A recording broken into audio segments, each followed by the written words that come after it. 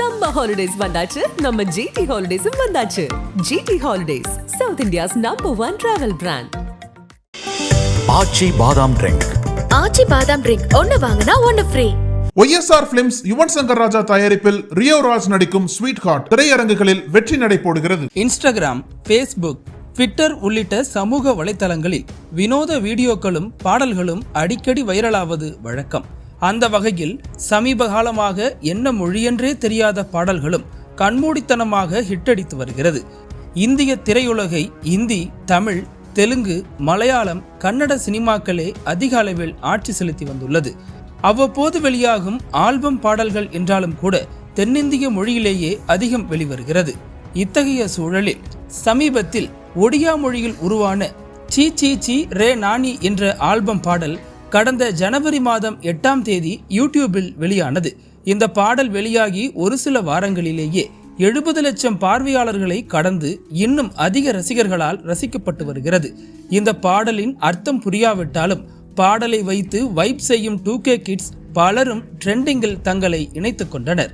இந்த சீச்சி ரே நானி என்ற பாடல் ஒரு காதல் தோல்வி பாடல். காதலியை நினைத்து காதலன் பாடும் இந்த பாடல் ஒடிசாவின் பலிபுல் என்ற ஆல்பத்தில் இடம்பெற்றுள்ளது. கடந்த சில மாதங்களாக இந்த பாடல் அதிக அளவில் ட்ரெண்டாகி வரும் நிலையில் இதற்கு போட்டியாக மற்றொரு பாடல் களமிறங்கியுள்ளது. இந்த வரிசையில் அண்ணன பாத்தியா எனும் பொருள்பட தொடங்கும் ஒரு பாடல் இணையத்தில் அனைவராலும் பகிரப்பட்டு ரீல்ஸ்களாகவும் வலம் வர தொடங்கியுள்ளது. இது தாய்லாந்து பாடல் என தகவல் வெளியாகியுள்ள நிலையில் இந்த பாடலின் வரிகள் புரியவில்லை என்றாலும் அனைவராலும் ரசிக்கப்பட்டு வருகிறது.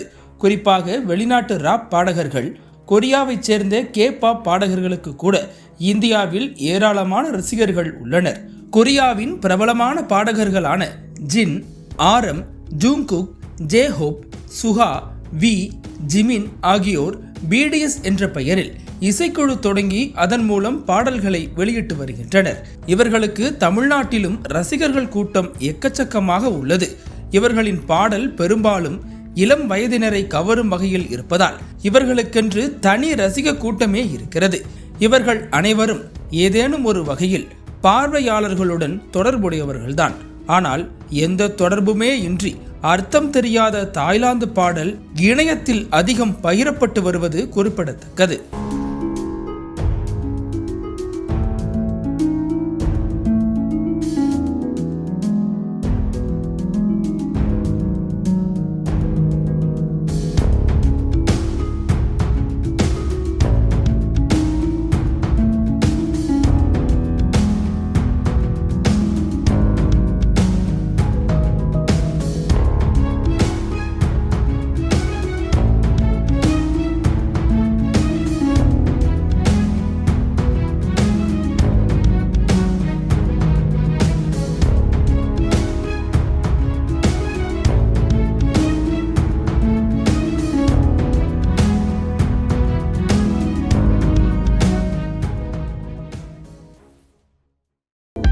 அனல் பறக்கும் செய்திகளை அப்டேட் செய்து கொள்ள நக்கீரன் களத்தை இப்பவே சப்ஸ்கிரைப் பண்ணுங்க.